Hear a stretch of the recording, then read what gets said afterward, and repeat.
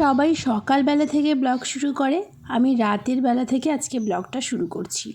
রাতের বেলা রুটি আলুর দম দিয়ে ডিনারটা কমপ্লিট করে স্কিন কেয়ার করলাম। স্কিন কেয়ারের মধ্যে কি করলাম, ফেস ওয়াশ দিয়ে মুখ ধুলাম, তারপরে নাইট ক্রিম মাখলাম, ঠোঁটে লিপ বাম লাগালাম। এই শীতকালে স্কিন কেয়ার করাটা কিন্তু ভীষণ জরুরি। তারপরে ঘুমিয়ে পড়লাম, সকালবেলা উঠে গেলাম বাজারে। চারাপোনা মাছ, রুই মাছ সব এনেছি। আজকে রুই মাছটা বেশ বড় সাইজের এনেছি, কালিয়া করব বলে।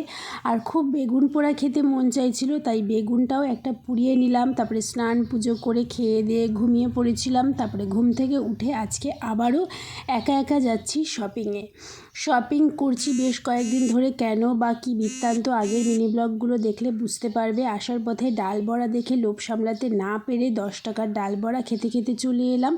এসে রুটি বেগুন ভাজা করে ভাত দিয়ে বেগুন ভাজা দিয়ে খেয়ে ব্লগ শেষ।